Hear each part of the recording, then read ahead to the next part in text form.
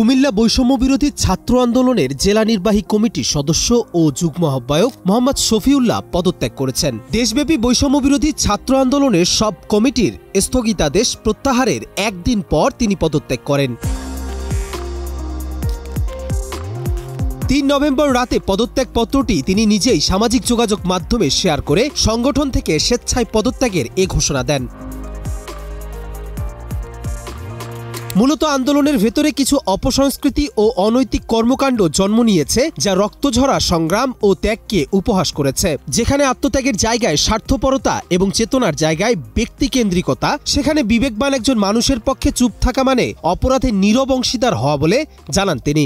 টানা তৃতীয়বার অর্জন করেছে দেশের সেরা সুপার ব্র্যান্ড স্বীকৃতি বসুন্ধরা টিস্যু। বৈষম্য বিরোধী ছাত্র আন্দোলন যে প্ল্যাটফর্মটা, ওইটা তো আলটিমেট আমরা যে চেতনা নিয়ে এটা দাঁড় করে করানো হয়েছিল, মূলত যে এখানে আন্দোলন ছিল সবার, এখানে কোনো দল না, কোনো এখানে ছাত্রদল বা ছাত্র শিবির বা অন্য কোনো রাজনৈতিক কোনো দলের ছিল না। কিন্তু একটা পর্যায়ে দেখা গেল এটাকে একটা প্ল্যাটফর্ম তৈরি করা হলো সকল প্রকার বৈষম্যের বিরুদ্ধে।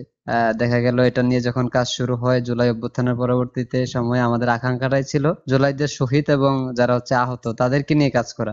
একটা পর্যায়ে দেখা গেছে এই পথ চলায় আমাদের মধ্যে যে আদর্শ ছিল, সততা ছিল, শহীদদের রক্তের প্রতি যে দায়বদ্ধতা ছিল, এটা আলটিমেট কার্যকর হচ্ছে না। আন্দোলনের ভেতরে অপসংস্কৃতির কিছু বিষয় আছে, অনৈতিক কর্মকাণ্ড, চাঁদাবাজি, টেন্ডারবাজি, এই বিষয়গুলোর সাথে আমাদের অনেক সহযোদ্ধা জড়িয়ে গিয়েছে। সব মিলিয়ে আসলে আমার কাছে মনে হচ্ছে যে এই প্ল্যাটফর্মে থেকে আমি নিজেকে সঠিক জায়গায় রাখতে পারবো না। বিতর্কিত প্ল্যাটফর্মে নিজেকে না রেখে আমি চাচ্ছি যে এখান থেকে সরে যেতে। এটাই মূলত মূল উদ্দেশ্য ছিল। আর আমরা কুমিল্লা জেলা কমিটিতে যারা ছিল তাদেরকে নিয়ে আলহামদুলিল্লাহ অনেকগুলা কাজ করেছি।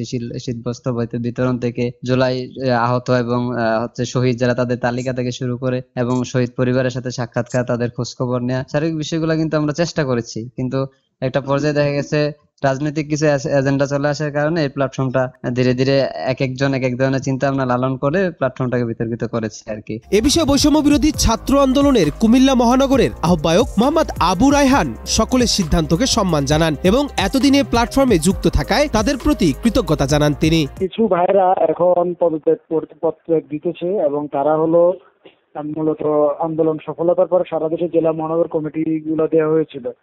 এখন আমরা তাদের এই আবেগকে সম্মান করি।